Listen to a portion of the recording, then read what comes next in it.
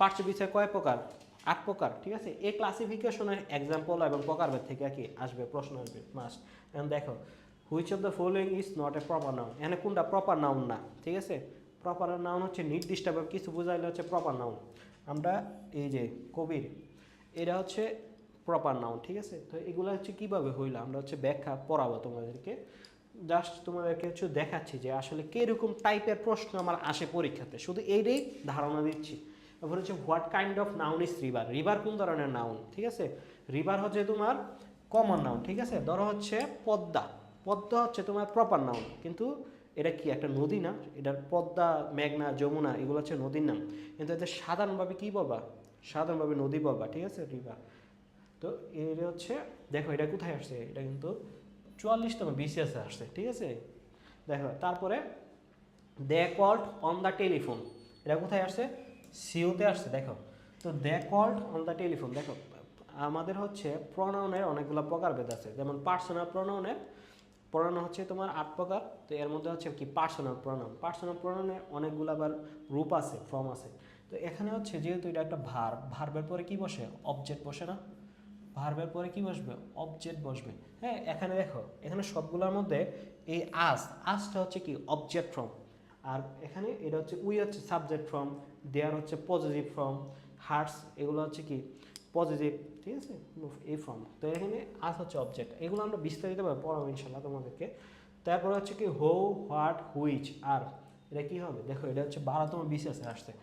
তো হো, what, which, আর এটা কি হবে, তোমার হচ্ছে রিলেটিভ প্রনাউন। দেখো WH কোশ্চেনযুক্ত মানে যত প্রনাউন আছে, যেমন WH কোশ্চেনযুক্ত যদি যে প্রনাউনগুলা, এগুলো হয় রিলেটিভ প্রনাউন হবে, অথবা তোমার ইন্টারোগেটিভ প্রনাউন হবে, ঠিক আছে। এখন ইন্টারোগেটিভ প্রনাউন বুঝবা কীভাবে, যে প্রশ্নে মানে একটা বাক্যে তোমার প্রশ্নবোধক চিহ্ন আছে, এই প্রশ্নবোধক চিহ্ন যদি এগুলা বসে, যে হোয়াট, হুইচ বসলো, তাহলে হচ্ছে এটা ইন্টারোগেটিভ প্রনাউন।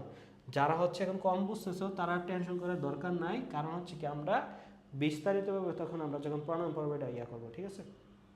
ডেমনস্ট্রেটিভ প্রনাউন হচ্ছে অন্যগুলা, আমি হচ্ছে এখানে গেলে এই ক্লাসটা অনেক বড় হয়ে যাবে ব্যাখ্যা বললে। এখন দেখো হো, এবার এটা কি, দেখো 24-25 রিসেন্ট, খুব রিসেন্টে কিন্তু এই প্রশ্ন আসছে। এই কি ধরনের টাইপের প্রশ্নগুলা কিন্তু এগুলা দেখছো, 12তম BCSে যে প্রশ্নটা আসছে এইটি 24-25 আসছে। তোমার একই রকমভাবে তো দিব না, কিন্তু ছাঁচ সেম। ধরো হচ্ছে পিঠা বানানোর জন্য কী করে, একটা ছাঁচের মধ্যে অনেকগুলা কাই রেখা খুব সহজে পিঠা বানাইলা, ঠিক এরকম প্রশ্নগুলো ঠিক এরকমভাবে হয়, ঠিক আছে। তোমার একদম হুবহু তোমার প্রশ্ন না পড়তে পারে, অনেক সময় পড়েও যায়, নাও পড়তে পারে, কিন্তু টাইপ একই রকম, একই টাইপের প্রশ্ন আসবে, এরা শিওর থাকো। দেখছো, তো এটা কি হবে, দেখো হো, এবার আমি বললাম না, WH কোশ্চেনযুক্ত যেই প্রনাউনগুলো, এটা কী হবে, রিলেটিভ প্রনাউন। কিন্তু এখানে কি নাই, এখানে যদি ইন্টারোগেটিভ প্রনাউন দিত তাহলে হচ্ছে আমরা একটু চিন্তা করতাম যে আসলে কীরকম, এখানে ইন্টারোগেটিভ অপশনে নাই, তো এটা রিলেটিভ প্রনাউন হবে, ঠিক আছে।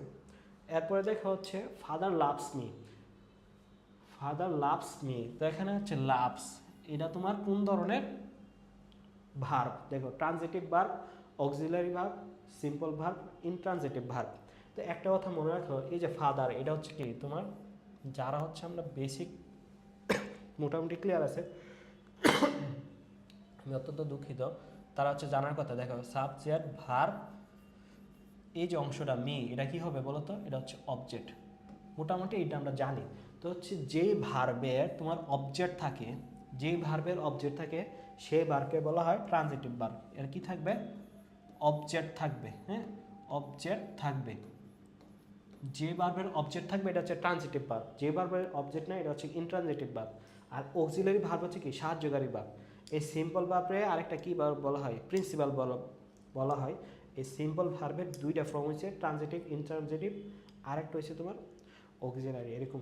যেহেতু এটা একটা মানে প্রিন্সিপাল ভার্বের প্রকারভেদ আর কি, এটা সরাসরি কিছুতে আসে না।